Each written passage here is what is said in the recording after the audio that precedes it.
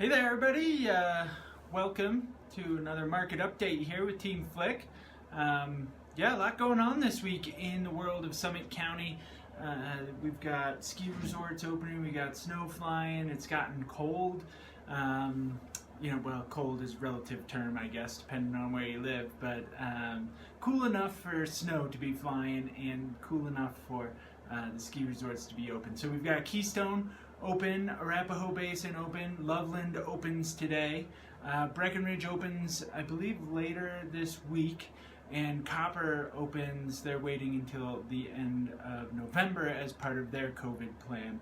And so everybody around here, though, that just generally gives a good buzz of excitement, and everybody gets pretty fired up to be here. You know, I think some of the record highs that we're seeing is everybody I'm talking to in the rental agencies, the property management companies, people who are renting the property on their own, you know, they are seeing record rentals right now. Like people just coming into town, wanting to get out of Dodge a little bit. And so, you know, people want to be here in Summit County and want to be visiting with us. So from a rental perspective, as long as things continue as they are, you should be pretty good if you're looking to buy as an investment here.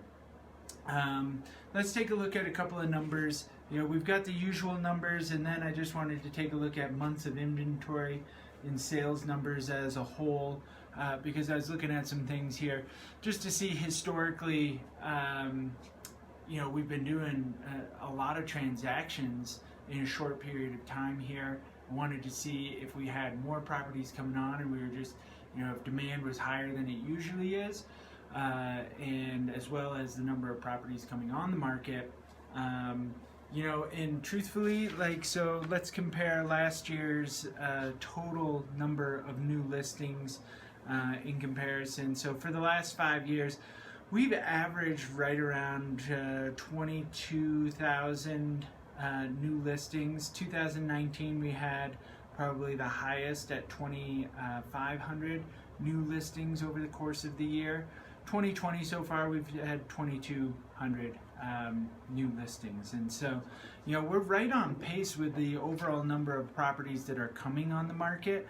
Where we're down low is inventory. You know, we've been selling them a little bit faster than how they've been coming on the market. So yeah, so 2015, 16, and 17 we were at about 2,200, 2018 2,300, 2019 2,500 new listings, and so far in 2020 we're at 2,200 new listings total. So we may see a few more up there, but I doubt we'll get to that 2,500 new listings. Another thing I was looking at was months of inventory that we have here. You know, months of inventory to me is kind of like price per square foot. It doesn't take in the entire whole picture of what's going on in the marketplace, why, you know, one property price per square foot is higher than the other. So much good. There's so many variables that go into that. What it is, though, is a good barometer, something that you can just take a look at real quick and be like, hey, ooh, this is on the higher end of things, this is on the lower end of things. Right now, we are at the lowest months of inventory that we've had since 2015. January, February, March of 2015, we were at 11 months inventory. That was probably the highest we had seen. And then we kind of had been hovering right in that, you know, 6 months-ish, somewhere around there, average for several years. 2020, January, February, March, April, May, June. So May, we had 16 months of inventory. And if you remember what happened in March, April, and May, ski resorts shut down, short-term rentals were cut, and so a ton of people came on the market. Well, we went from 16 months inventory in May, all the way down to 11, 6, 4, 4, 2. This month we're at 2. Now, just so you know, how they calculate months of inventory is you take last month's the end of last month's inventory and you take the last month's number of sales, which has been historically pretty high, and you divide that. So if we keep that pace of sales up, which is unlikely as we had, inventories going down, so I think we'll see that months of inventory number increase through the winter just as the pace of sales slows down. Because, look at the number of sales we've been doing per month.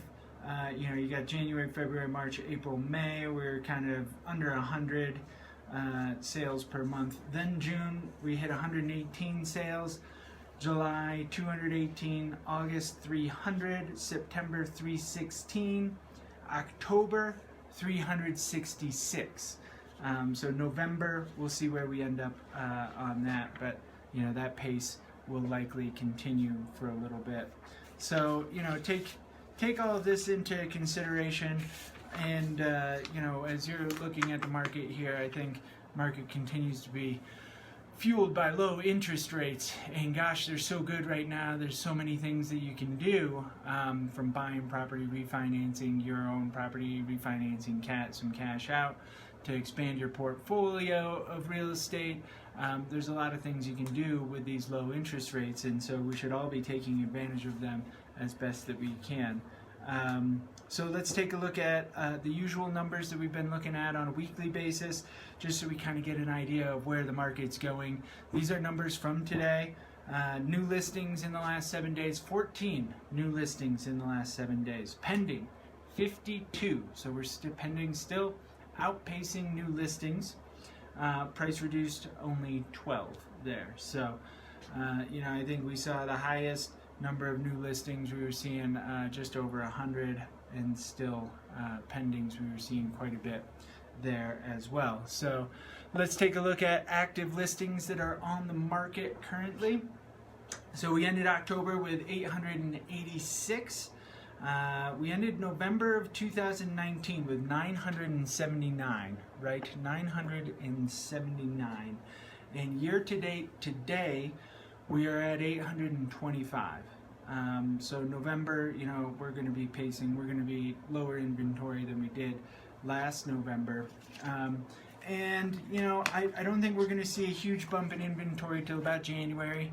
Probably we'll see some properties come on the market, for sure. We'll see some people taking advantage of the low inventory as sellers, and putting it on the market. And but I think as we head into January, February, March, April, we'll see some people make some decisions to put their property on the market. And so, what I recommend to do if you're a buyer is just continue to watch the market, right? Really get comfortable with what you're seeing out there, because right now it's like a fast-moving river. You're gonna first jump in, and you don't want to tentatively jump in. You want to definitely know what you're doing, what you're looking for.